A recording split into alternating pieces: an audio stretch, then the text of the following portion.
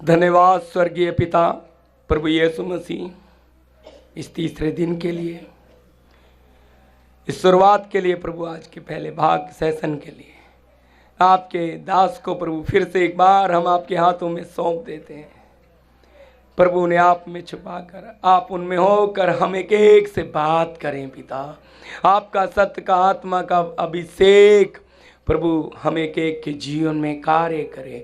आपके दास को अपने बलवंत हाथों में लेकर हमारे बीच में प्रभु आज की सभाओं के लिए बलवंत अभिषेक प्रभु आप स्वर्ग से दें पिता, और आप इस्तेमाल करें प्रभु, ताकि आपका चेला किस प्रकार का होना चाहिए, उन गहरी बात को, उन भेदों को प्रभु आप खोल कर हमारे जीवनों में दीजिए और हमारे हृदय की मांस रूपी पट्टियों पर लिख डालिए पिता, ताकि हम हालेलुया इस मार्ग में चलने के लिए दृढ़ हो जाएं, यीशु मसीह के चेले बन जाएं। प्रभु आप लेकर चलिए इस सिद्धता के मार्ग को, हमें समझने के लिए आप हमें एक की समझ खोल दें पिता।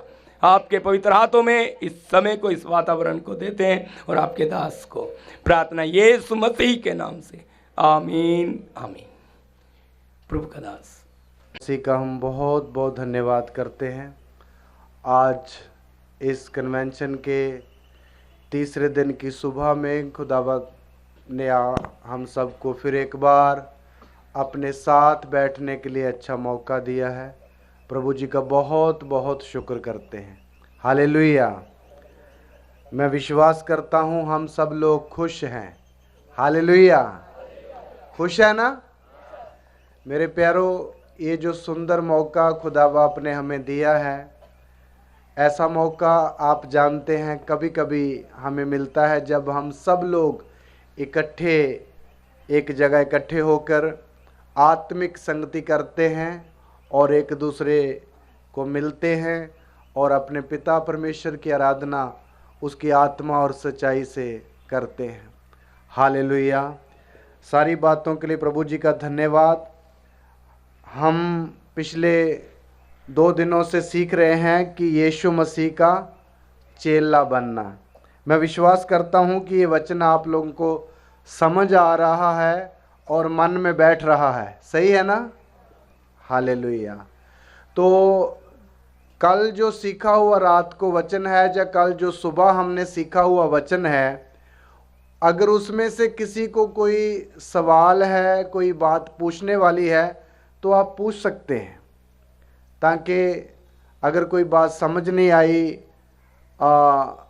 जहाँ कोई शंका रह गई है, तो आप सवाल पूछ सकते हैं, ताकि उस बात को हम पवित्र आत्मा की सहायता से क्लियर सीखेंगे। अगर किसी को कोई सवाल है तो पूछिए।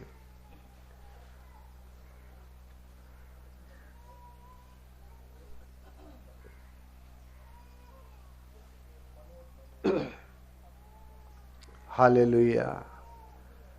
अगर कोई सवाल नहीं है तो कोई बात नहीं, हम आगे चलते हैं। तो आइए आज के मनन के लिए प्रभु यीशु के वचन से लूका की अंजील उसका 14 अध्याय और उसका 27 वचन हम पढ़ने के लिए जाएंगे। लूका की पुस्तक उसका 14 अध्याय उसका 27 वचन हम पढ़ेंगे प्रभु के वचन से।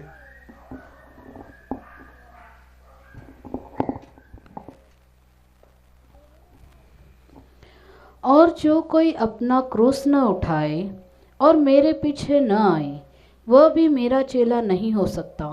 हाँ, प्रार्थना करेंगे। पवित्र आत्मा जी, आपका धन्यवाद करते हैं इस सुंदर वचन के लिए जो आपने आज सुबह के समय हमें दिया है। जबकि आप इस वचन के अध्यापक हैं और सिखाने वाले हैं, आप अपना वचन हमें सिखाइए। हम सब के आपके साथ बैठे हुए हैं, मदद कीजिए। विनतियाँ यीशु मसीह के नाम से मांगते हैं, आमीन। एक बार फिर पढ़ेंगे बहन। जो कोई अपना क्रूस न उठाए और मेरे पीछे न आए, वह भी मेरा चेला नहीं हो सकता। हाँ, तो यीशु मसीह ने यहाँ चेले की अगली बात जो स्टेप बाय स्टेप हम सीख रहे हैं बोला है, और जो कोई अपना क्रूस ना उठाए और मेरे पीछे ना आए वह भी मेरा चेला नहीं हो सकता। तो इसका मतलब चेला वो है जो अपना क्रूस उठाया हुआ होगा। हालेलुया। इसलिए हर एक व्यक्ति जो यीशु मसीह का चेला बनना चाहता है उसको अपना क्या उठाना है? क्रूस उठाना है। देखिए ये बात को समझिए, हमें अपना क्रूस उठाने के लिए यीशु मसीह ने कहा है। बहुत सारे लोग आज मसीही लोग यीशु मसीह का क्रूस उठा लेते हैं। किसका? यीशु मसीह का। यीशु मसीह का क्रूस नहीं उठाना है। किसका क्रूस उठाने के लिए बोला है? अपना क्रूस। आप बोलोगे यीशु मसीह का क्रूस और हमारे क्रूस में क्या अंतर है? यीशु मसीह का क्रूस है जो लोग गले में डालते क्रॉस, है ना, वो किसका क्रूस है? वो यीशु मसीह का क्रूस है। इसलिए कुछ लोग उसको अपने गले में लटकाते हैं। कुछ लोग तो इतना बड़ा, पंजाब में मैंने एक पास्टर साहब को देखा, इतना बड़ा क्रूस उठा के, इतना हाथ के जितना लंबा, और उसको हाथ के पकड़ के चलता हर जगह। ये क्या है? यीशु का क्रूस उठाया है। भाई यीशु मसीह ने यीशु मसीह का क्रूस उठाने के लिए नहीं बोला है।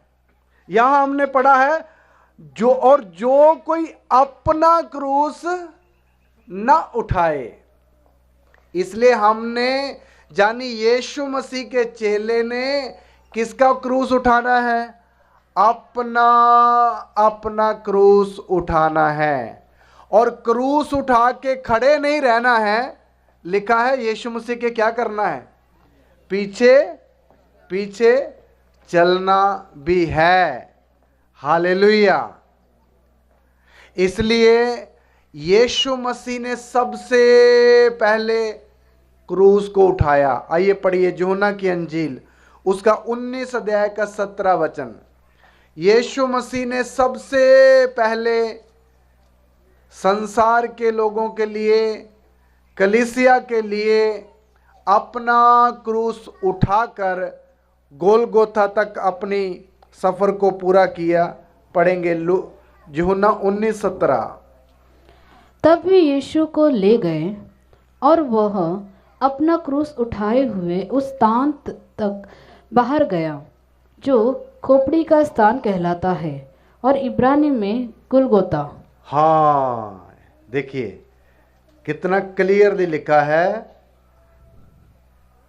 तब वे यीशु को ले गए और वह अपना क्रूस उठाया हुआ उस स्थान तक बाहर गया जो खोपड़ी का स्थान अर्थात कहलाता है और इब्रानी में गुलगोथा। हालेलुया। यीशु मसीह ने सबसे पहले अपने क्रूस को क्या किया? उठाया। और वो क्रूस उठाकर यीशु मसीह क्रूस उठाए हुए जब यरूशलेम से निकला तो उसके बीच में बहुत सारी बातें हुई। यीशु मसीह 7 बार वो क्रूस उठाते हुए वो क्रूस गिर गया, नीचे गिरा, फिर उठा, फिर भी उठाया।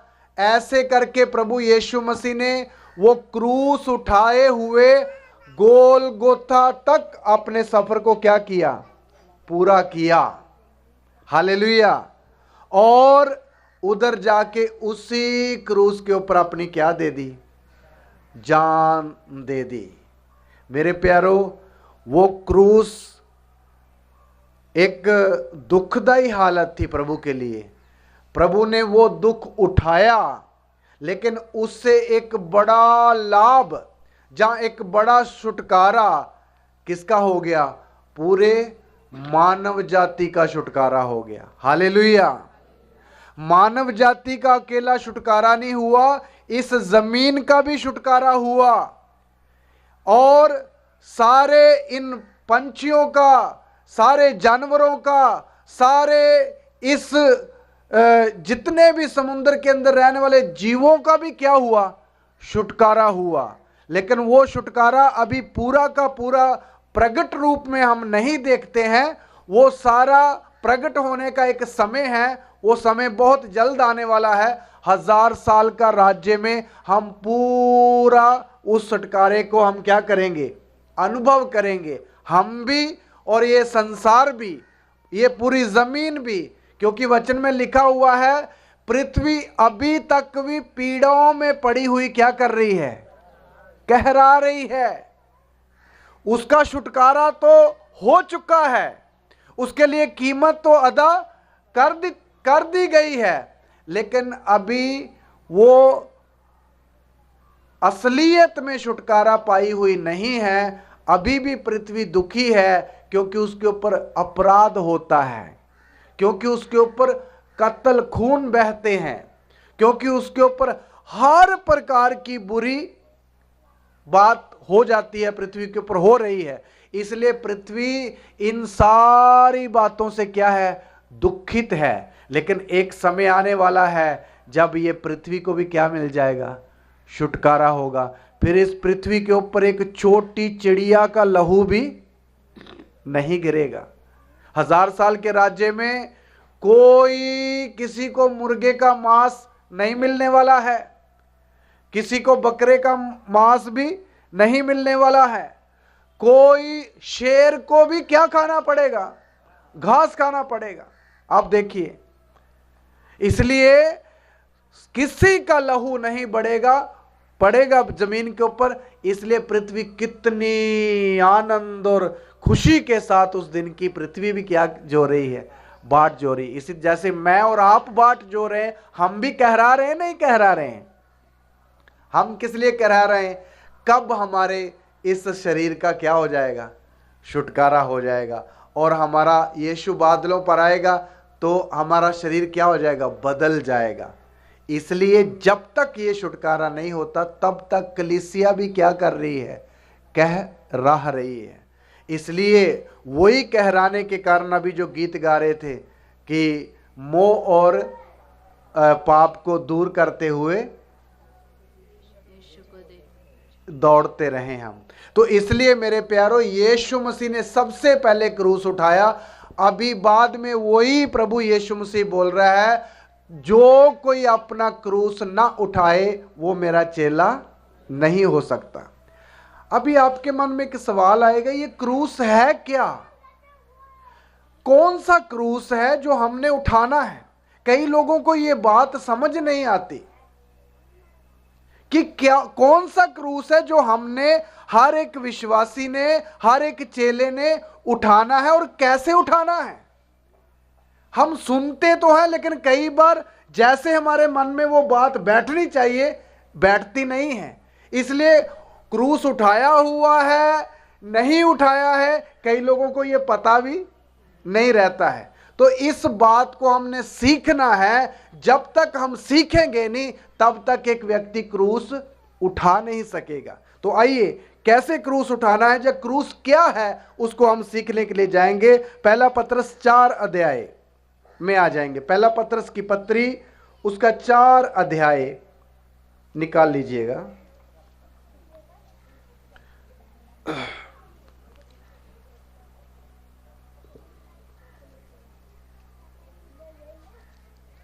उसका एक वचन हमने पढ़ना है।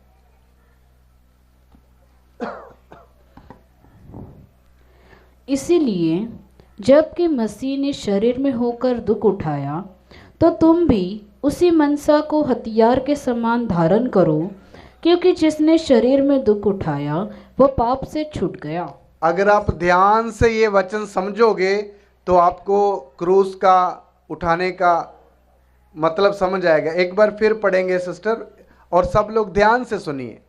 इसीलिए जबकि मसीह ने शरीर में होकर दुख उठाया, तो तुम भी उसी मनसा को हथियार के समान धारण करो। सुनिए जी, इधर लिखा जब यीशु मसीह ने शरीर में होकर दुख उठाया।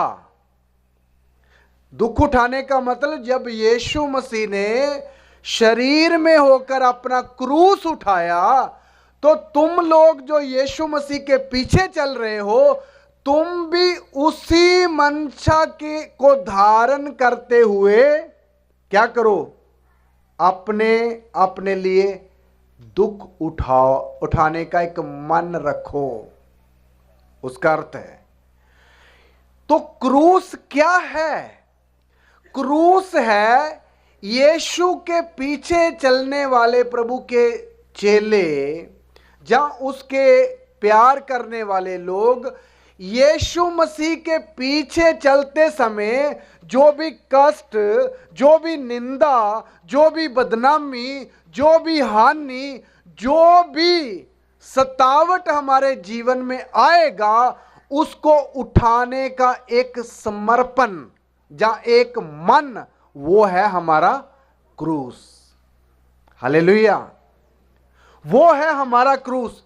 इसलिए हर व्यक्ति जब प्रभु यीशु मसीह के पीछे चलना शुरू करता है तो उसको अपने जीवन में एक समर्पण लाना है, एक मन ऐसा लाना है, यीशु के पीछे मैं चलने लगा हूं, अभी चलने तो लगा हूं, जब तक मेरे जीवन में श्वास चलेगा मैं यीशु के पीछे चलता ही रहूंगा।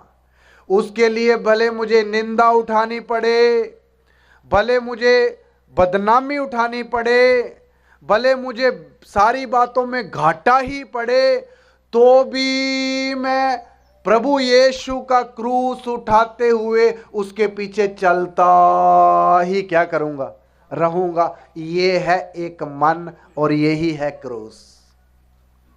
हालेलुया। बहुत सारे लोग यीशु मसीह के पीछे चलने वाले क्रूस को उठाते हैं। देखिए, बुरा नहीं मानना, जब आप बपतिस्मा लेते हैं तो एक गीत गाया जाता है, कौन सा? यीशु के पीछे मैं चलने लगा, और उसमें एक कॉलम आता है, संसार को छोड़कर सलीब को लेकर ना लौटूंगा, ना लौटूंगा, ना लौटूंगा। मेरे प्यारों, कई बार हम गाना तो गाते हैं, लेकिन जब हम प्रभु यीशु मसीह के पीछे चलते हैं तो थोड़ा सा भी कोई कष्ट आ जाए तो एकदम हमारा हालात क्या हो जाता है, खराब हो जाता है। अरे ये क्या हो गया, यीशु के पीछे चलने से तो हमने कुछ और सोचा था, ये क्या हो गया, परेशानी क्यों? मेरे प्यारों, इसका मतलब आपने बपतिस्मा लेते समय वो गाना तो सुना, लेकिन उस गाने की गंभीरता को समझते हुए वो क्रूस आपने क्या नहीं किया, उठाया नहीं, उठाया नहीं। इसलिए प्रभु यीशु मसीह के पीछे चलने वाला एक चेला अपना अपना क्रूस, जहां प्रभु के आगे अपना समर्पण लेते हुए अपने सफर को क्या करना है, शुरू करना है।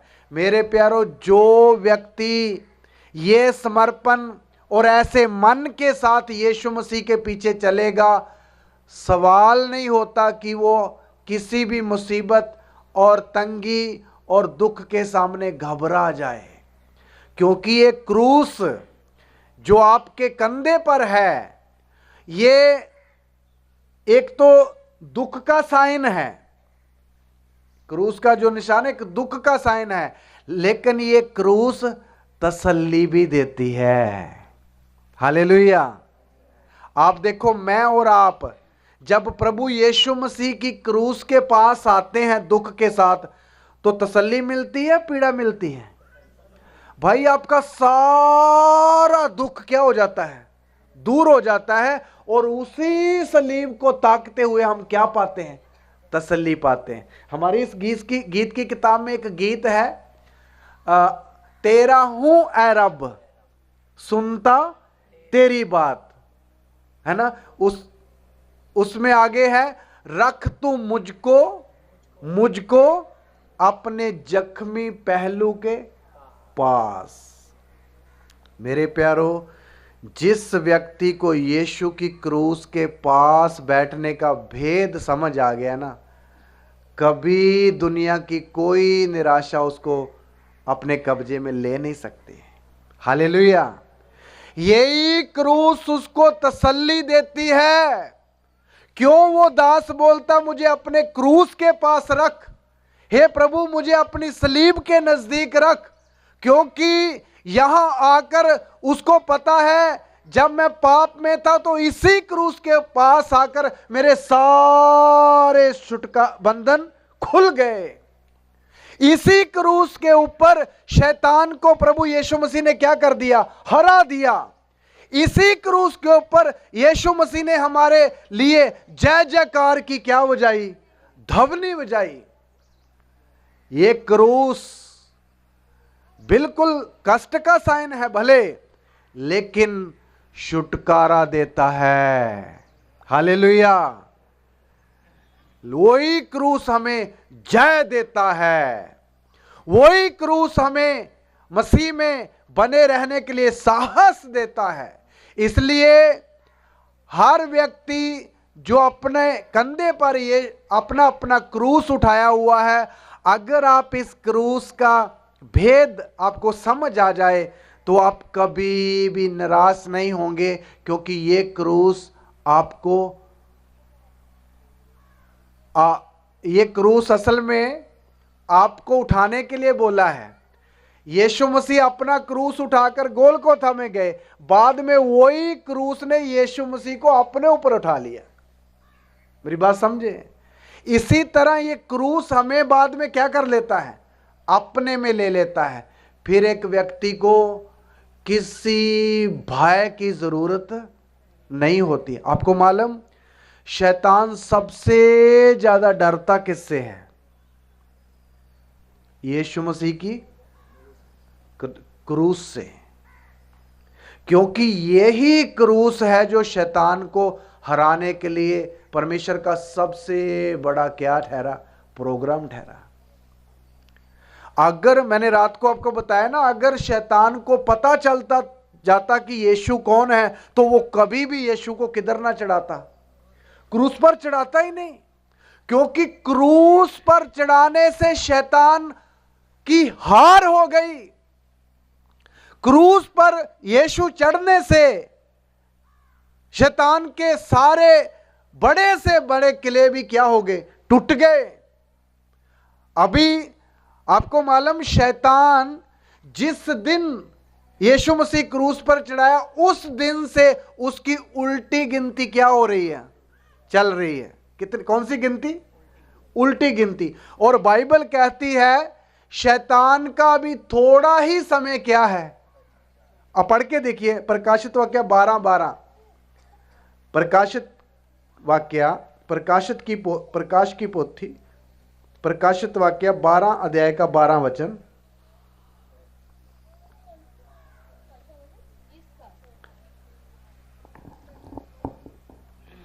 वो टाइट है।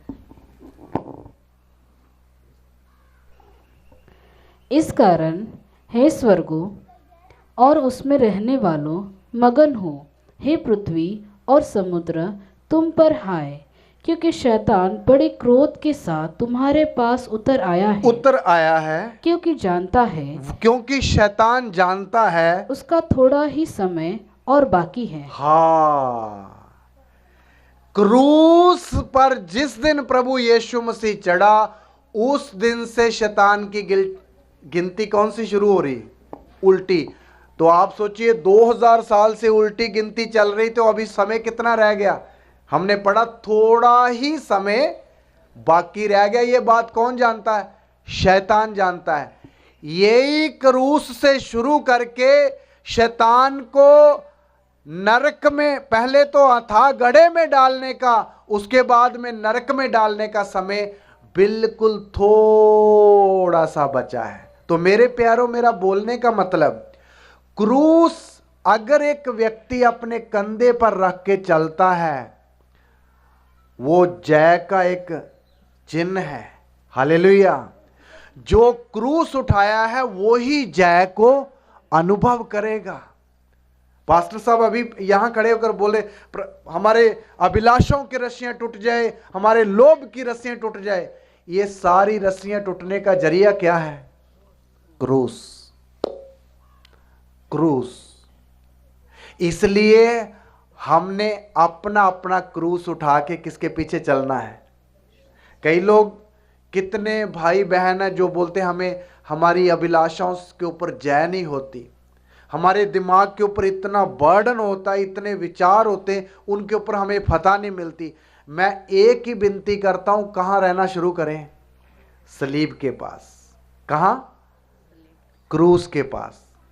मैं आपके सामने जो निर्बल सा आदमी खड़ा हूं, हमेशा एक बात को अपने मन में रखता हूं कि यीशु के सलीब के नजदीक ही रहूं। हालेलुया। हमेशा। इसलिए इतना जय और आनंद का जीवन महसूस होता है, ऐसा जीवन और कहीं दुनिया में नहीं मिलेगा। हालेलुया। इसलिए मेरे प्यारो, हमने कहाँ रहना है? क्रूस के पास। और हमारे कंधे में भी क्या रहनी है? हमारी अपनी क्रूस, हमारा अपना समर्पण, हमारा अपना यीशु मसीह के पीछे चलते समय वो दुख उठाने का एक मन हमारे अंदर रहना है। तब हम यीशु मसीह के पीछे क्या कर सकते हैं? आराम से आगे बढ़ते बढ़ते प्रभु के उस मकसद तक पहुंच सकते हैं। हाँ, जो क्रूस उठाया है उसी को ये बात समझ आएगी। पढ़िए पहला यूहन्ना की अंजील, उसका 18 अध्याय, उसका 18 और 15, यूहन्ना की अंजील 15 अध्याय का 18 और 19 वचन पढ़ना है। क्रूस क्यों उठाने के लिए प्रभु ने अपने चेलों को बोला है? कारण यूहन्ना 15, 18 और 19 वचन सब निकाल लीजिए। हाँ। यदि संसार तुमसे बैर रखता है तो तुम जानते हो कि उसने तुमसे पहले मुझसे बैर रखा। यदि तुम संसार के होते तो संसार अपनों से प्रेम रखता, परंतु इस कारण कि तुम संसार के नहीं, वरन मैंने तुम्हें संसार में से चुन लिया है। हाँ, सुनिए जी मेरे प्यारों, क्रूस क्यों उठाने के लिए प्रभु ने बोला है उसके एक चेले को? उसका कारण क्या? प्रभु ने पहले से बोल दिया है कि यदि संसार तुमसे वैर रखता है तो तुम जानते हो कि उसने तुमसे पहले मुझसे भी क्या रखा? वैर रखा। और अगर संसार तुमसे वैर रखता है तो इससे तुम जान जाते हो, क्योंकि तुम संसार के नहीं हो, क्योंकि मैंने तुम्हें संसार में से क्या कर लिया है? बुलाया हुआ है, चुना हुआ है। अभी देखिए, हम जितने लोग यीशु मसीह के पीछे चल रहे हैं, ये संसार हमसे प्यार रखता है या वैर करता है? ये संसार हमसे क्या रखता है? वैर रखता है। इसलिए हर विश्वासी बड़े सोच समझ के अपना मसीह जीवन बिताता है। इधर से भी वैर आता है, इधर से भी वैर आता है, चारों तरफ से वैर हमारे साथ रखा जाता है। क्यों वैर रखा जाता है? ये इसलिए वैर रखा जाता है क्योंकि क्रूस उठाए हुए लोगों को, जब परमेश्वर की संतान को यह संसार कभी एक्सेप्ट नहीं करता है। क्यों विश्वास मसीह के लोगों के साथ वैर रखा जाता है? क्योंकि परमेश्वर की संतान को इस संसार का ईश्वर कभी भी ग्रहण नहीं करता है, नहीं करता है। इसलिए संसार विश्वासियों के साथ क्या रखता है? वैर रखता है। इसलिए अगर आपके साथ, इसलिए ये बात प्रभु यीशु मसीह को पहले ही पता था।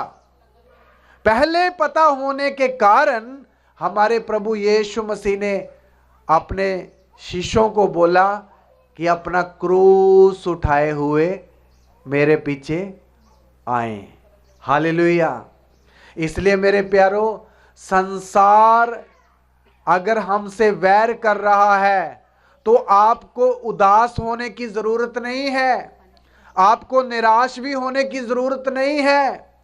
आप समझ लिए, अगर आपके साथ वैर हो रहा है संसार में से, तो आपकी दौड़ बिल्कुल क्या है? सही है। आप सही लक्ष्य की तरफ बढ़ रहे हैं, इसलिए आपके साथ क्या रखा जा रहा है? वैर रखा जा रहा है। इसलिए इस बात को आप अच्छी तरह और भली बातें अपने मन में बिठाना है कि वैर रखा जा रहा है तो हम उसी प्रभु के पीछे चल रहे हैं जिसके साथ हमसे पहले भी क्या रखा गया था? वैर रखा गया था। आपको मालूम संसार प्रभु के लोगों के साथ वैर रखता क्यों है? क्यों वैर रखता है? आइए पढ़िए पहला पत्रस 4 अध्याय उसका 4 का 4 वचन पढ़ेंगे। क्यों संसार प्रभु के पीछे चलने वाले लोगों के साथ वैर रखता है? 4 का 4 वचन पत्रस। इससे वे अचंभा करते हैं हाँ कि तुम ऐसे भारी लुचपन में उनका साथ नहीं देते। हाँ और इसीलिए वे बुरा भला कहते हैं। हाँ, फिर एक बार पढ़ें सिस्टर। इससे वे अचंभा करते हैं। इससे वे अचंभा करते कौन? संसार के लोग। इससे वे अचंभा करते हैं लोग, हाँ, कि तुम ऐसे भारी लुचपन में, ऐसे भारी लुचपन में उनका साथ नहीं देते। हाँ, और इसीलिए वे बुरा भला कहते हैं। हाँ। क्यों तुम्हारा ऑफिस में काम करने वाला बंदा आपको मजाक करता है? क्यों आपके गांव का व्यक्ति आपके ऊपर इल्जाम लगाता है? क्योंकि तुम उन्हीं के साथ पहले बैठकर फिल्में देखते थे, उन्हीं के साथ पहले बैठकर तुम क्या करते थे? दारू पीते थे, उन्हीं के साथ पहले बैठकर हर प्रकार के लुचपन में उनका क्या देते थे? लेकिन अभी तुमने साथ क्या कर दिया? छोड़ दिया। तो जिस पार्टी को आप छोड़ोगे वो आपकी मित्र बनती है या विरोधी बनती है? सुबह विरोधी बनती है। पहले आपकी वोट उधर जाती थी, उनकी नफरी बढ़ती थी, अभी उधर से वोट कट होके किधर होगी? इधर आ गई। तो वो पार्टी आपकी निंदा करेगी या आपकी तारीफ करेगी? भाई निंदा करेगी। इसलिए स्वाभाविक सी बात है, प्रभु का वचन बोलता तुम उनका बुरे कामों में साथ नहीं देते, इसलिए वो तुम्हें क्या कहते हैं? बुरा भला कहते हैं। हालेलुया, बुरा भला कहते हैं। देखिए, इसलिए मेरे प्यारो, प्रभु यीशु मसीह के पीछे चलने के लिए प्रभु ने क्रूस इसलिए उठाने के लिए बोला। आपको पता होना चाहिए यीशु के पीछे चलने से ये सारी बातें आएंगी। क्या करेंगी जी? आएंगी, आएंगी। इसलिए क्रूस किस लिए? हाँ, आपको पता, हाँ भाई मैंने तो पहले ही समर्पण किया हुआ है, मैंने तो पहले ही अपना मन तैयार किया हुआ है प्रभु के पीछे कष्ट उठाने का। इसलिए अगर कोई मुझे कुछ बोलता है तो मुझे डरने की जरूरत या घबराने की जरूरत नहीं है, क्योंकि मेरे कंधे पर क्या है? क्रूस है। हालेलुया। एकदम जब दुनिया की तरफ से आपको कष्ट और प्रॉब्लम का सामना करना पड़ता, एकदम किसके पास आ जाएं? क्रूस के पास। मेरे प्यारो, ये क्रूस आपके कंधे पर है। मैंने पहले भी बोल चुका, बाद में ये क्रूस हमें क्या भी देती है? तसल्ली देती है। प्रभु का दास पौलुस बोलता, हम कष्टों में क्या पाते हैं? हम क्लेशों में शांति पाते हैं। और जो हम शांति पाते हैं वो इसलिए पाते ताकि तुमको भी शांति दे सके। हालेलुया। ये एक अनोखी बात है। देखिए, सब लोग कष्ट के बीच में जाकर दुखी होते हैं। क्या होते हैं? दुखी होते हैं। लेकिन एक मसीही, एक सच्चा मसीही कष्ट में जाकर दुखी नहीं होता, बल्कि क्या होता है? शक्ति पाता है, जहां आनंद उठाता है। हालेलुया। मैं विश्वास करता हूं मेरी बात समझ रहे हैं। इसलिए यीशु के पीछे चलने वाले लोगों को संसार क्यों वैर करता है? क्योंकि हम बुरे कामों में उनका साथ नहीं देते। देखिए वो सामने वाला ऑफिस में काम करने वाला इतनी इतनी चूड़ी पहन के बैठा हुआ है, आप एक भी चूड़ी नहीं पहन के बैठे, तो उस बात में उसकी वो अपनी क्या करता, फील करता, ये क्या है, वो फिर आपके ऊपर कुछ ना कुछ बोलना शुरू करता है। यही एक कष्ट है जो पैदा होता है। इसलिए आपको पता है मैंने क्यों ये सब कुछ कर रहा हूं, उसका भेद वो नहीं जानता है, इसलिए उनका साथ हम नहीं देने के कारण उधर से हमको क्लेश आता है, कष्ट आता है। इसलिए प्रभु ने हमें क्रूस उठाने के लिए बोला है। दूसरा कुरिन्थी 3:12 पढ़े। प्रभु ने सारी बातों के लिए पहले से हमें व्यवस्था भी लिखकर दी हुई है कि आने वाले दिनों में आपके जीवन का भविष्य, जो मसीह जीवन का क्या होगा। दूसरा तिमोथियस 3:12, मैंने कुरिन्थी बोला, सॉरी मेरी गलती है, तिमोथियस, दूसरा तिमोथियस 3:12। हालेलुया।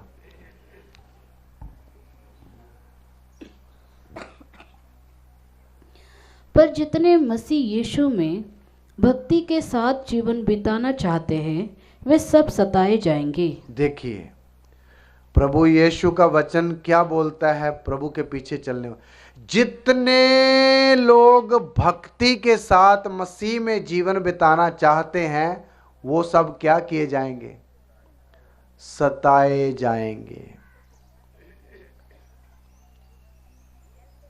सताए जाएंगे। आप ये वचन सुनकर दुखी तो नहीं हुए मेरे प्यारों? प्रभु ने इसलिए चेले को क्या उठाने के लिए बोला है? प्रभु को पहले पता था सतावट आने वाली है, आएगी, इसलिए हमें अपना क्रूस उठाने के लिए पहले से बोला है। सताए जाएंगे। देखिए एक बात आपके सामने बोलना चाहता हूं, ये हमारी ही कलीसिया है जिसको हम कष्ट का मार्ग बताते हैं। कौन सा मार्ग बताते हैं? सक्रिय मार्ग के बारे में बताते हैं। आप बाकी बॉम्बे के और चर्चों में जाओ, वहां कष्ट भगाने के उपदेश को सिखाया जाता है।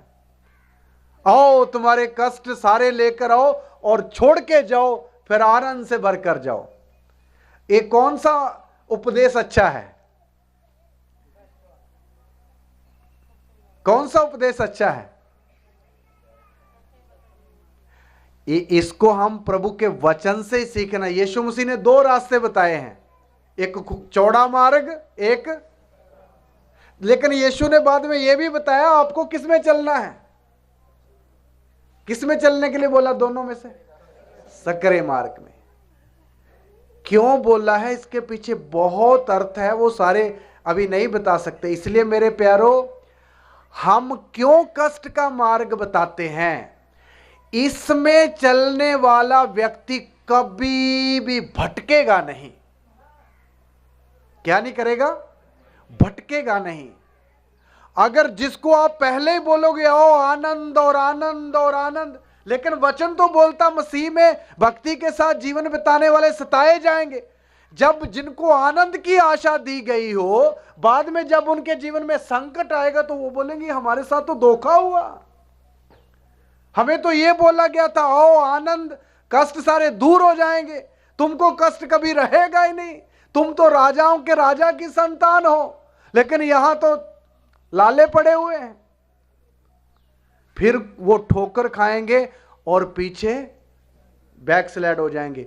वो उनके जीवन में भी ठोकर लगी और वो दूसरों के लिए भी किनका कारण बने? ठोकर का कारण बने। इसलिए हम जो खुदावंद का उपदेश हमें मिला है, हम वो ही कलीसिया को सिखाते हैं ताकि कलीसिया को अंधेरे में ना रखें। हालेलुया, अंधेरे में ना रखें। इसलिए फिर वचन आपके सामने है, जितने लोग, भले दूसरे बाहर वाले लोग हैं जो असली उपदेश जानने वाले, जितने भी लोग भक्ति के साथ जीवन बिताना चाहते हैं वो सब क्या किए जाएंगे? सताए जाएंगे। सतावट आएगी। इसलिए मेरे प्यारों, प्रभु का अनुग्रह है कि अभी हमें इतना अच्छा ये इंतज़ाम करके मिला कि हम शांति के साथ आज तीसरे दिन भी बैठकर प्रभु की आराधना कर पा रहे हैं। नहीं तो कितनी प्रॉब्लम होती है लोगों को आराधना करने के लिए। ये हमारे बीच में पास्टर यूपी से आए हैं, उनसे मैं पूछ रहा था वहाँ सेवकाई कैसे होती, तो उन्होंने जब वहाँ के हालात बताई तो कितना मुश्किल है सेवकाई करने के लिए यूपी में। बड़े शहरों में दिल्ली हो, मुंबई हो, फिर भी प्रभु का बड़ा अनुग्रह आज तक है। लेकिन अभी आपकी सरकार भी बदल गई, आगे का हालात प्रभु ही जाने, जब समय बताएगा, है ना। अभी तक खुदावन चला रहा है, ये प्रभु का धन्यवाद। लेकिन हम, सरकार कोई भी आए, हालात कोई भी आए, प्रभु का चेला कभी भी अपना सफर को रोकेगा नहीं। हालेलुया, कभी भी रोकेगा नहीं। क्यों? क्योंकि सारी सरकारों के ऊपर की सरकार हमारी है। नहीं समझे आप? सारी सरकारों के ऊपर जो सरकार है वो किनकी है? कलीसिया की है। हालेलुया। इसलिए राजा यहोशाफात प्रार्थना करता, हे परमेश्वर, क्या तू जाति जाति के ऊपर प्रभुता नहीं करता? क्या तेरा कोई सामना कर सकता है? इसलिए ये 3 आए हुए देश जो मेरे खिलाफ है, इनके हाथ से मुझे क्या कर, बचा ले। इसलिए मेरे प्यारों, कोई भी सरकार आए, कितनी भी खतरनाक हो, हमारा खुदावंद कलीसिया के साथ है। वो हमें चलने की क्या देता है? शक्ति देता है। वो हमें आगे बढ़ने के लिए बल देता है। इसलिए प्रभु की कलीसिया कभी भी कहीं घाटे में रहेगी नहीं। हालेलुया। इसलिए मेरे प्यारों, कहने का मतलब, हम मसीह में जीवन बिताने वाले सब क्या किए जाएंगे? सताए जाएंगे। एक मन हमारे अंदर होना चाहिए कि आ जाएगा सतावट, तो हम सहने के लिए क्या है? तैयार हैं। ये एक मन होना, यही है आपका सलीब, यही है आपकी क्रूस। इसलिए ये कष्ट किधर से आएगा? कष्ट कहां कहां से आता है? आइए नंबर 1 पहले देखते हैं। मत्ती उसका 10 अध्याय का 36 वचन पढ़े। ये सतावट कहां कहां से आ सकती है?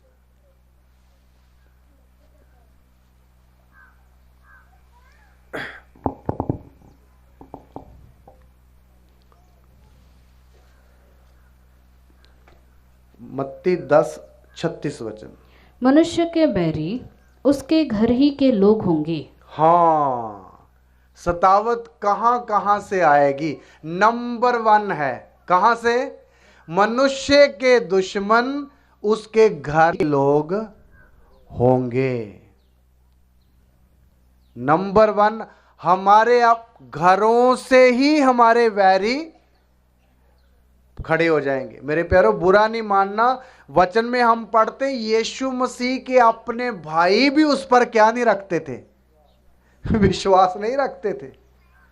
यीशु के अपने भाई, मरियम के बच्चे, यूसुफ के बच्चे, वो भी उस पर विश्वास नहीं रखते थे। इसलिए अगर हमारे ऊपर अगर ये बात आती है तो हम दुख नहीं समझना है, धन्यवाद देना है। हालेलुया। वैरी कहां से उत्पन्न हो जाएंगे? घर ही के लोग।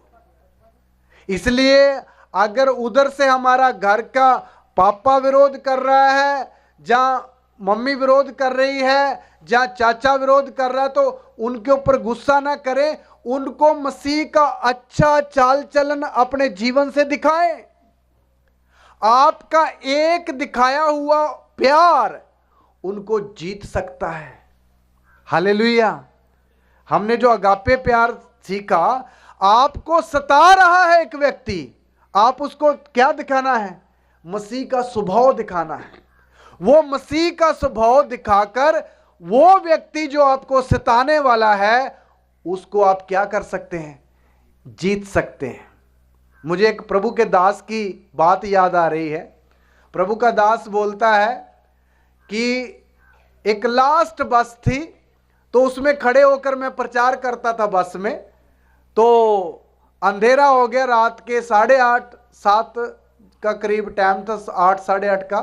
तो लास्ट बस थी, तो मैं उस बस में खड़े होकर उस लोगों को प्रचार कर रहा था, यीशु प्रभु है, उद्धार करता है, मुक्तिदाता है, हम पापी हैं, विश्वास करना चाहिए।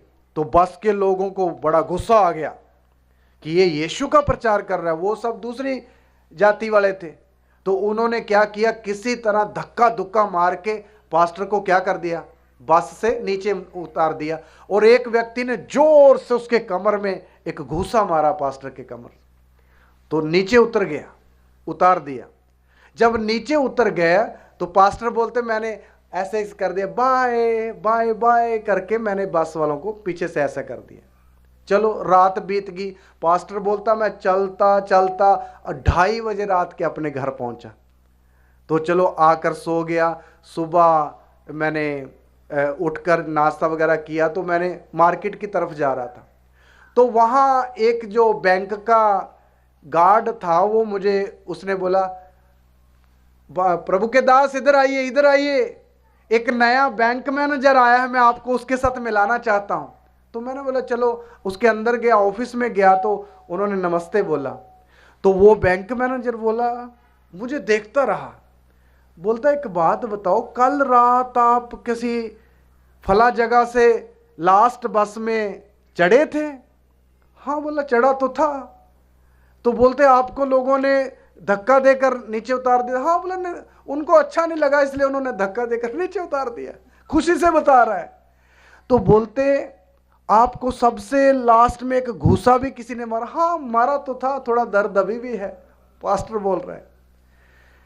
बोलता वो लास्ट घूसा मारने वाला व्यक्ति मैं था। मैनेजर बोलता, लेकिन मुझे एक बात समझ नहीं आई, मैं रात से बड़ा हैरान हूं। हमने सोचा था जब आप बस से नीचे उतरोगे तो जरूर 2-4 पत्थर लेकर मारोगे शीशा विशा तोड़ने के लिए। आप शीशा तोड़ने की बजाय बाय बाय कर रहे थे, और वो भी हंसते हंसते। इसका भेद क्या है भाई? मेरी बात समझ रहे? वो पास्टर साहब बोलते, देखिए मैनेजर साहब, वो तो आप लोगों ने प्यार से, मुझे थोड़ा बुरा लग गया, आपको अच्छा नहीं लगा तो निकाल दिया बस से, कोई बात नहीं, लेकिन मैं तो आपको प्यार करता हूं ना, क्योंकि मैं जिस प्रभु की आराधना करता हूं वो प्रेम ही करना सिखाता है। बोलता, ये प्रभु मुझे भी बताओ कहाँ रहता है? कौन बोल रहा है? Bank manager. वो पास्टर बोलता, वो अगले संडे ही बैंक का मैनेजर आके चर्च में बैठ रहा है। हालेलुया।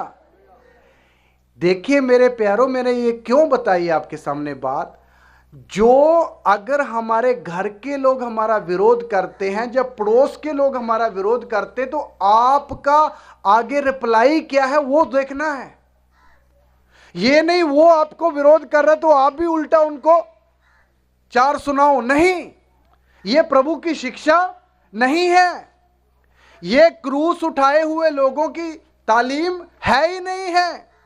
हमारे प्रभु ने क्रूस उठाया, यीशु को सलीब पर चढ़ाने वाले लोगों को प्रभु क्या बोल रहा है? हे पिता, इनको क्षमा कर, ये नहीं जानते कि ये क्या कर रहे हैं।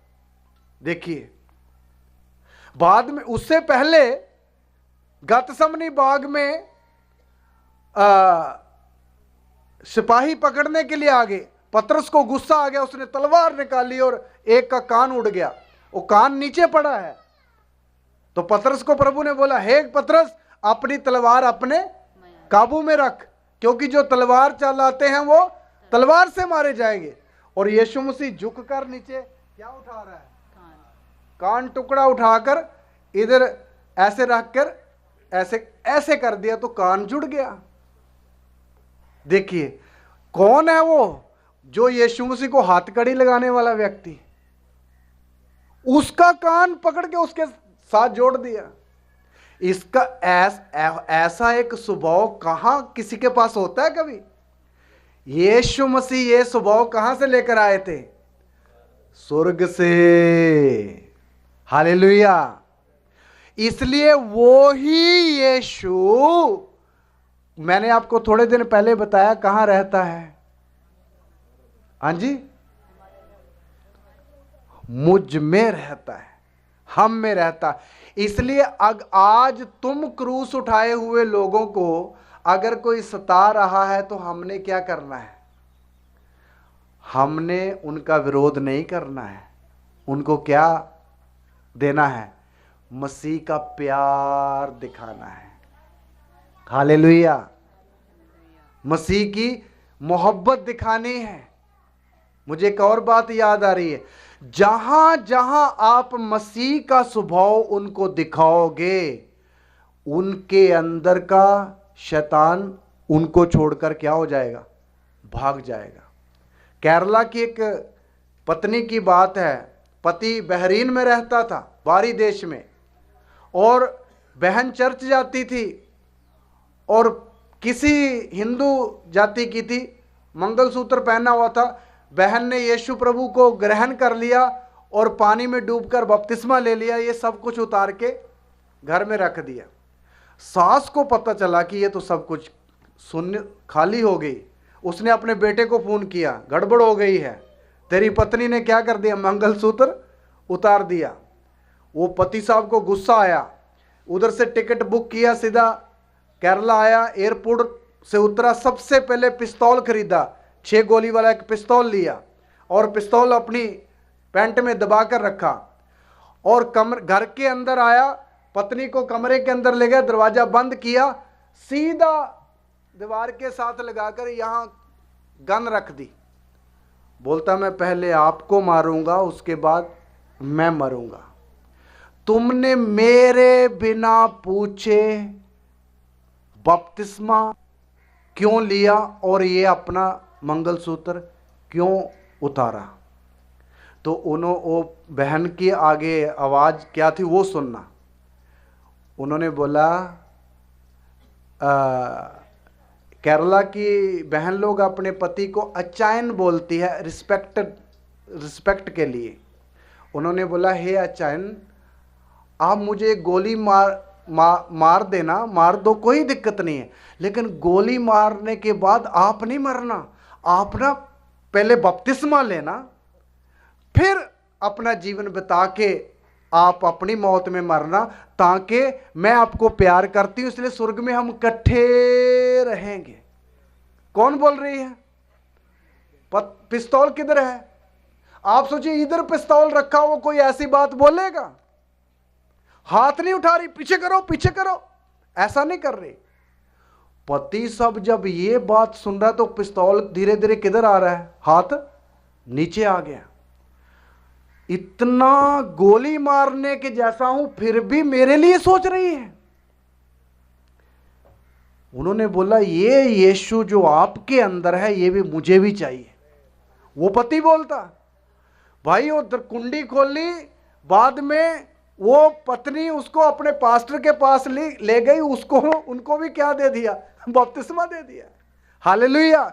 मेरे कहने का मतलब, आपका मसीह लोगों का अगर विरोध होता है घर के लोगों की द्वारा या पड़ोसियों के द्वारा या किसी के भी द्वारा, तो हमने उसको अपने जीवन से यीशु मिलाना है। हालेलुया। वो हमारे जीवन में किसको देखना चाहिए? यीशु मसीह को। फिर यीशु को देखने के बाद कोई बचता है कभी? जो यीशु को मुलाकात करता है फिर वो बचता नहीं, वो पकड़ा जाता है। क्या करता है? पकड़ा जाता है। पौलुस भी पकड़ा गया था ना, वो पकड़ने गया था लेकिन खुद पकड़ा गया। हम पंजाबी हैं, हमारे पिताजी एक कव्वाली गाया करते थे, वो बड़ी हंसी की भी है। वो था, गया फड़न ते फड़या आप गया। गया पकड़ने के लिए और पकड़ा खुद गया, आप पकड़ा गया। इसलिए मेरे प्यारो, यीशु मसीह एक विश्वासी के अंदर से विरोधियों को दिखाना है। जब आप यीशु अपने जीवन से दिखाओगे तो वो आपका, फिर उनको विरोध करने दो, आप मसीह का मोहब्बत दिखाओ। Hallelujah, hallelujah. अभी हम पास्टर लोग जो आपको ये सुंदर सुंदर वचन बताते हैं, आपको मालूम, आप यीशु मसीह की पत्री है करके वहां लिखा हुआ है, और दासों का काम उन पत्री के ऊपर क्या लिखे, मैसेज लिखे या वचन लिखे। चंडीगढ़ में एक पास्टर MS दानियल जी हैं, वो एक बात 96 में एक बात उन्होंने बोली थी, मुझे अभी भी याद है। वो बोलते कि मैं किराए के घर में रहता था, मेरी 3 बेटियां थी, और जिनके घर में रहते वो हिंदू फैमिली है, बड़े पैसे वाले हैं, तो मैं आराम से उनके घर में रहता हूँ, आता हूँ, जाता हूँ, अपना काम कर रहा हूँ, हम परिवार रहते हैं। तो एक दिन मैंने अंकल जी को बोला, अंकल जी मैं ना आपको एक प्रभु यीशु की किताब ला कर दूंगा, आप उसको पढ़ना। उन्होंने बोला, पास्टर साहब कोई किताब पढ़ने की जरूरत नहीं, हम आपको रोज पढ़ते हैं। हालेलुया, मेरी बात समझे, हम आपको रोज पढ़ते हैं, मतलब आपका सीढ़ी चढ़ने का तरीका, उतरने का तरीका, बात करने का तरीका, हाथ मिलाने का तरीका, नमस्कार करने का तरीका, हम आपको ही देखते हैं। सचमुच आपका परमेश्वर एक अनुशासन का प्रभु है। देखिए, हम बातों से लोगों को तसल्ली नहीं देनी है। कैसे तसल्ली देनी है? जीवन के कामों से। तो हमारा विरोध तो होगा, ये तो पक्का है, लेकिन विरोध कोई भी करे, हमें उसको अपने जीवन से किसको दिखाना है? यीशु मसीह को दिखाना है। पहला विरोध किधर से आएगा? हमारे घर से आएगा।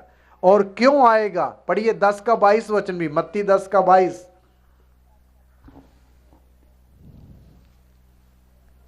मेरे नाम के कारण सब लोग तुमसे बैर करेंगे, पर जो अंत तक धीरज धरे रहेगा उसी का उद्धार। हाँ, यीशु ने बोला मेरे नाम के कारण सब लोग तुमसे क्या रखेंगे? वायर रखेंगे। देखिए, पहला घर से विरोध आ रहा है, अभी सब लोगों के तरफ इशारा है। सब लोग तुमसे वैर रखेंगे, कारण क्या? मेरा नाम। किसका नाम? यीशु मसीह का नाम। मेरे प्यारो, आप दुनिया में कितने भी नाम ले लो, कोई आपका विरोध नहीं करेगा, कोई विरोध नहीं करेगा। जहां ये नाम आ गया, कौन सा नाम? विरोध शुरू हो जाएगा। इसका मतलब इस नाम में कुछ खास है, इस नाम में कुछ खास है, इसलिए क्या हो रहा है? विरोध हो रहा है। क्योंकि ये एक ही नाम है जो आसमान के नीचे और जमीन के ऊपर मनुष्यों को दिया गया है, जिसके द्वारा क्या है? उद्धार होता है। ये बात अच्छी तरह इस जगत का ईश्वर जानता है, इसलिए उद्धारे हुए लोगों को, इस नाम के लेने वाले लोगों को छोटे मोटे कष्टों का सामना करना पड़ता है। हालेलुया, करना पड़ता है। इसलिए मेरे प्यारो, इस नाम, ये नाम जहां जहां भी प्रचार किया गया है, विरोध हुआ है। पढ़ेंगे प्रेरितों के काम, इसी नाम के कारण कितना विरोध प्रेरितों को सहना पड़ा। 5 अध्याय प्रेरितों के काम 5, उसका 27 और 28 वचन।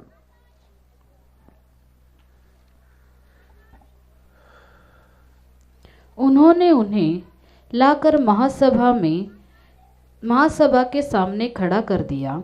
तब महायाजक ने उनसे पूछा, क्या हमने तुम्हें चिताकर आज्ञा न दी थी कि तुम इस नाम से उपदेश न करना? इस नाम से उपदेश न करना। तो भी देखो, हाँ, तुमने सारे यरूशलेम को अपने उपदेश से भर दिया है। बस देखिए, पतरस और यूहन्ना इसी नाम का यरूशलेम में क्या कर रहे थे?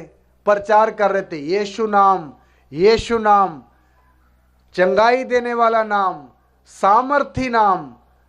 तो उनको पकड़कर एक रात बंदी गृह में रख दिया और सुबह उनको लाकर महासभा के सामने इकट्ठा खड़ा किया। तो उनको बोला, आपको चेतावनी दी थी कि इस नाम से बातें नहीं करना, लेकिन तुम बाज नहीं आए, फिर भी तूने इस नाम से पूरे किसको भर दिया है?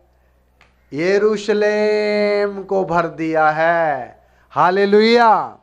मेरे कहने का मतलब इस नाम यानी यीशु के नाम से हर एक जगह जहां ये नाम लिया जाता है विरोध होता है, विरोध होता है। इसलिए अगर विरोध होता है तो प्रभु का काम बंद नहीं होता, प्रभु का काम बल्कि ज्यादा बढ़ता है। हालेलुया। इसलिए हमारा विरोध हो, जहां सताव हो, फिर भी एक विश्वासी आत्मा में और भी क्या करना है? मजबूत होना है और प्रभु में आगे बढ़ना है, क्योंकि विरोध के लिए प्रभु ने हमें क्या उठाने के लिए दिया हुआ है? क्रूस। इसलिए उन चेलों को जिनको धमकी दी थी, बाद में उनके साथ क्या हुआ? 40 और 41 वचन भी पढ़े, 40 और 41 ही का।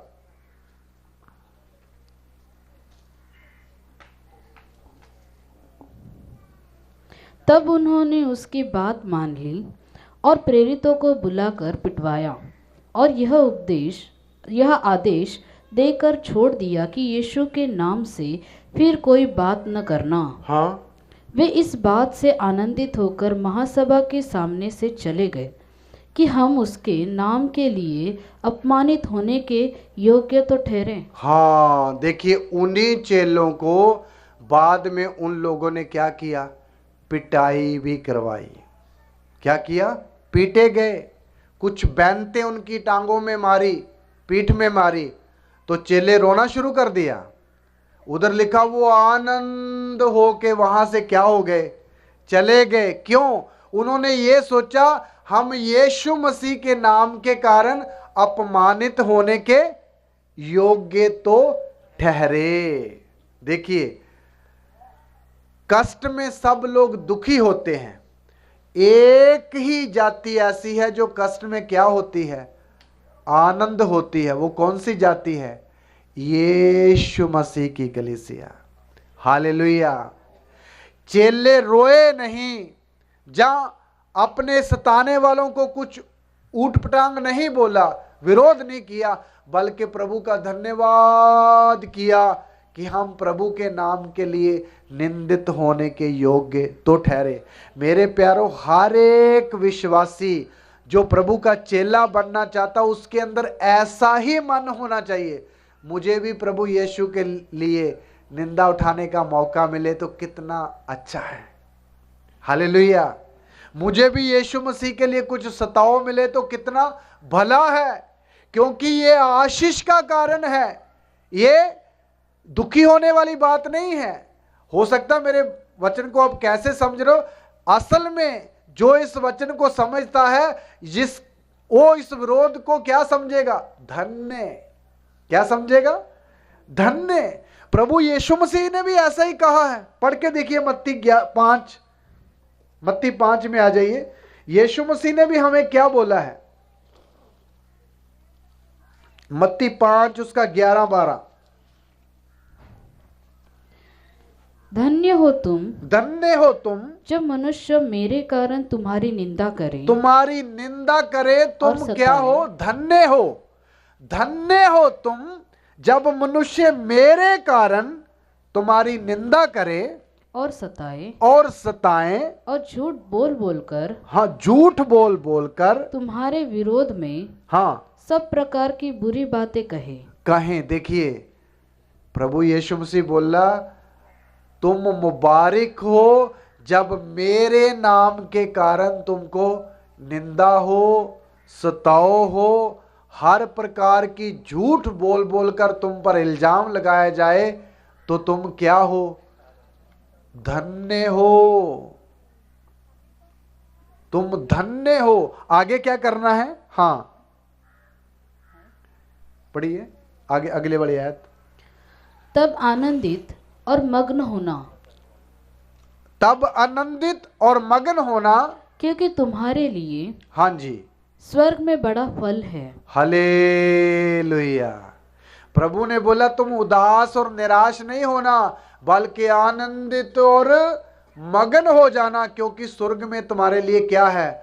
बहुत बड़ा प्रतिफल है। मेरे प्यारों, एक बात याद रखना, जो व्यक्ति यीशु के पीछे चेला बनने के लिए आया है, अगर इस जगत में उसको क्लेश सहना पड़ता है, तो हमारे लिए प्रभु ने बहुत बड़ा प्रतिफल कहाँ रखा है?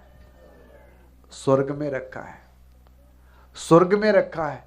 इसलिए वो प्रतिफल हमें सब स्वर्ग में जाकर मिलेगा। जो आप यीशु के नाम से एक छोटी सी किसी की निंदा भी सहते हो, इसका भी तुम्हें क्या है? अजर मिलेगा। प्रभु ने बोला, जो मेरे नाम से दास को एक ठंडा गिलास पानी पिलाएगा, उसको भी क्या है? अजर है। तो फिर उससे बढ़कर कितना करने वालों के लिए कितना बड़ा होगा। प्रभु कभी किसी का कर्जदार कभी नहीं रहता है, प्रतिफल है। इसलिए हम मुबारक लोग हैं। और दूसरी बात, जब हम कष्ट में जाते हैं तो हमारे लिए और भी कितनी आशा है। पहला पत्रस 4 अध्याय में आ जाएं। पहला पत्रस 4 अध्याय उसका 4 से 16 तक पढ़ेंगे। पहला पत्रस 4 अध्याय का 14 से 16 तक, 14 से 16, पहला पत्रस 4 अध्याय 14 से 16 तक पढ़ेंगे। फिर यदि मसीह के नाम के लिए तुम्हारी निंदा की जाती है तो तुम धन्य हो, क्योंकि महिमा का आत्मा जो परमेश्वर का आत्मा है तुम पर छाया करता है। हालेलुया।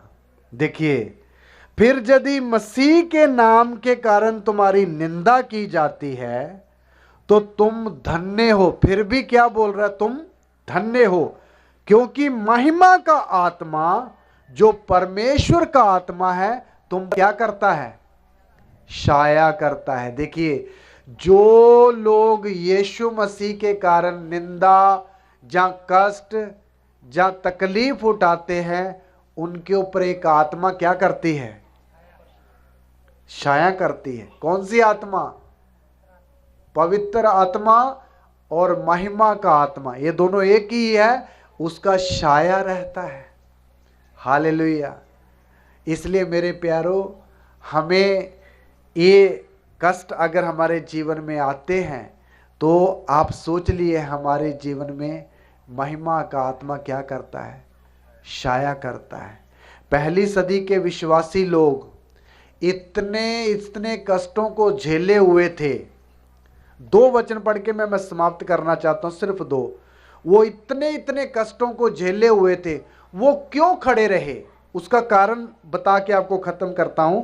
इब्रानियों की पत्री 10 का 32 वचन पढ़ें। इसी के पीछे किताब है, पहले किताब है।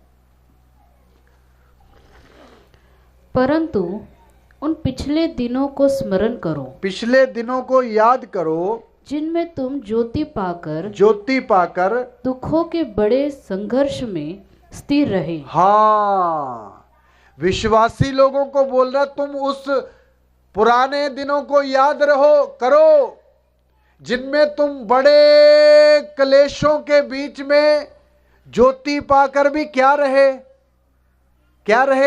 स्थिर रहे, खड़े रहे। ये मैं सवाल पूछता हूं, क्यों खड़े रहे ये विश्वासी लोग? कष्ट के बीच में तो सब लोग भाग जाते हैं, लेकिन इधर पौलुस बोलता तुम क्या रहे? खड़े रहे। क्यों? क्योंकि उन्होंने अपना क्या उठाया हुआ था? क्रूस उठाया हुआ था। क्रूस भागने नहीं देता, बल्कि क्रूस बांधता है। क्रूस एक व्यक्ति को स्थिर करता है, खड़ा करता है।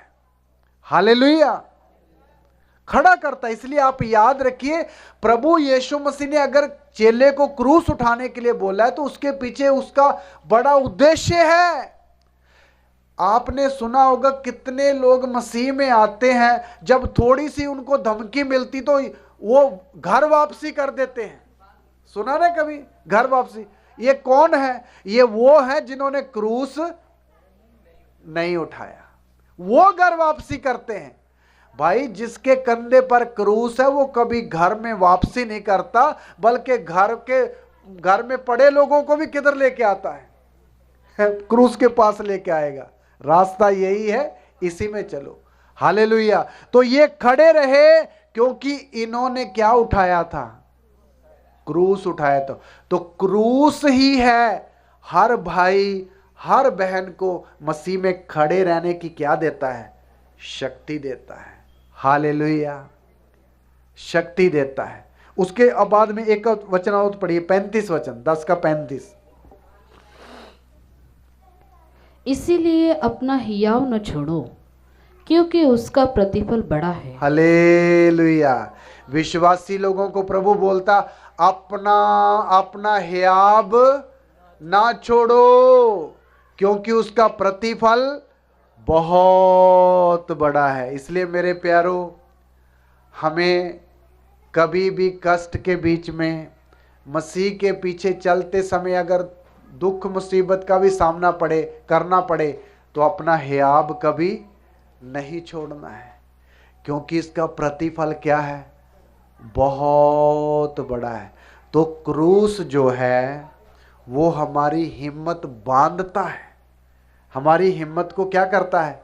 मजबूत बनाता है, बंधाता है हमारा हाथ, हिम्मत। इसलिए कभी भी हमने हिम्मत नहीं हारनी, हमें खड़े रहना है, क्योंकि हमारे कंधे पर क्या है? क्रूस है। इसलिए मेरे प्यारो, प्रभु यीशु मसीह ने अपने पीछे आने वाले चेलों को बोला, अपना क्या उठाना है?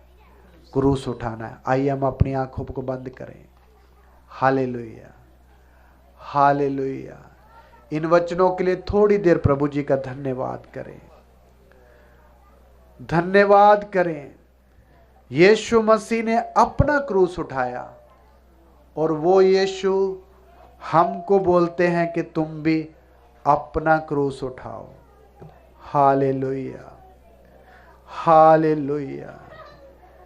यीशु मसीह का क्रूस, धन्यवाद। हालेलुया। यीशु मसीह अपना क्रूस यीशु ने उठाया, और आज हर विश्वासी जो चेला बनने का इच्छुक है उसने अपना क्रूस उठाना है। Hallelujah, hallelujah, hallelujah, hallelujah. अपना क्रूस उठाया हुआ व्यक्ति निर्बल नहीं रहेगा, बल्कि बलवंत हो जाएगा। क्रूस एक व्यक्ति को स्थिर करता है, क्रूस एक व्यक्ति को प्रभु में मजबूत बनाता है, हर संकट में हर घड़ी में खड़े होने के लिए बल देता है। Hallelujah, hallelujah, hallelujah, hallelujah. प्रभु को बोले, मैं अपना क्रूस उठा लेता हूं। हालेलुया। तेरा धन्यवाद, तेरा धन्यवाद। तेरी इच्छा पूरी हो जावे, हाथों में तेरे जीवन ये है,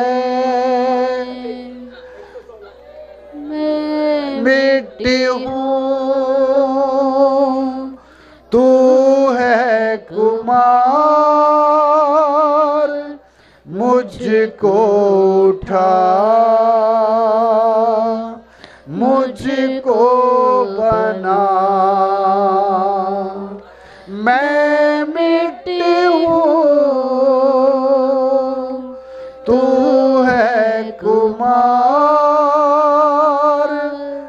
मुझको उठा,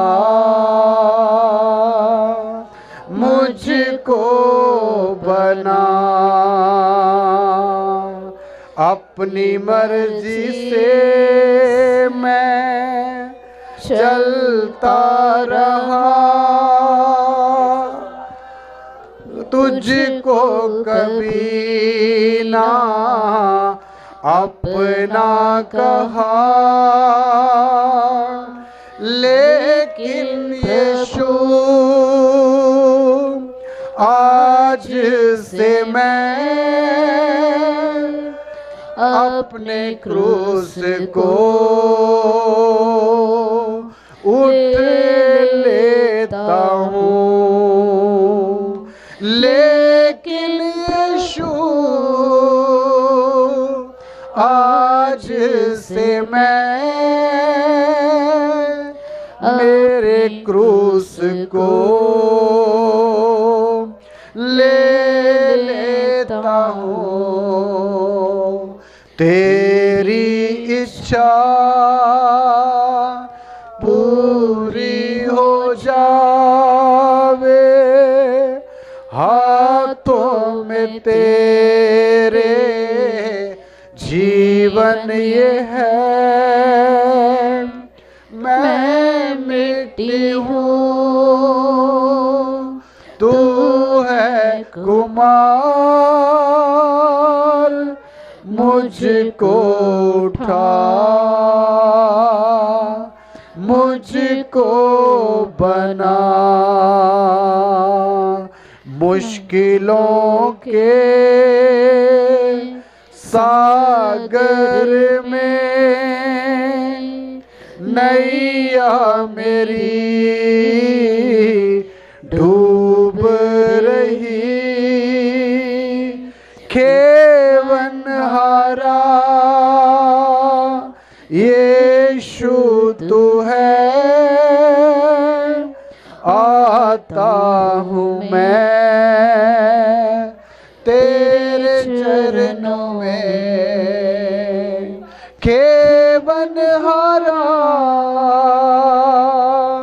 यीशु तू है, आता हूँ मैं तेरे चरणों में। प्रार्थना करेंगे। Hallelujah, hallelujah. यीशु मसीह ने अपना क्रूस उठाया है। हर चेले ने अपना क्रूस उठाना है। हालेलुया। चेला वही है जो अपना क्रूस उठाकर यीशु के पीछे चलता है।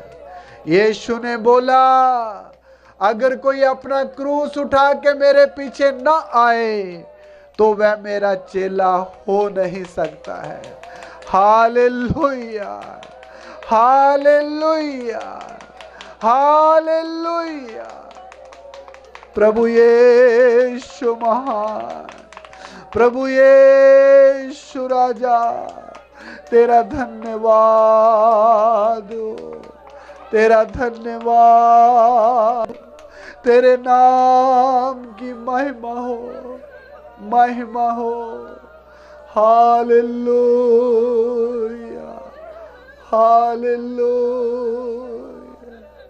प्रभु यीशु महान, धन्यवाद हो, धन्यवाद हो, धन्यवाद हो, धन्यवाद हो। हालेलुया।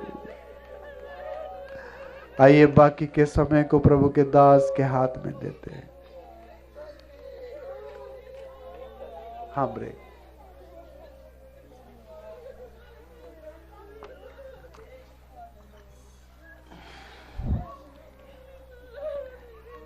धन्यवाद पिता इस समय के लिए। प्रभु जी, आपने अपने दास को अपने हाथों में लेके फिर से हमारे बीच में प्रभु इस सुबह के समय प्रभु गहरी बातों को रखा है।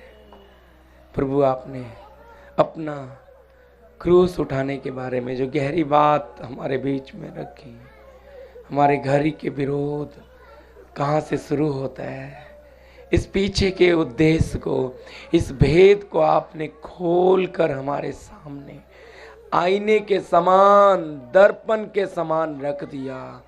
पिता, ये एक एक के हृदय की मांस रूपी पट्टियों पे लिखा जाए।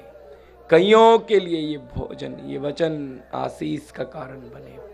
प्रभु इस भाग में चलाया, धन्यवाद देते हैं, सारी महिमा आदर आपको देते हैं। प्रार्थना यीशु मसीह के नाम से, आमीन। 20 मिनट का ब्रेक है, तो कोशिश करना 20 मिनट में इधर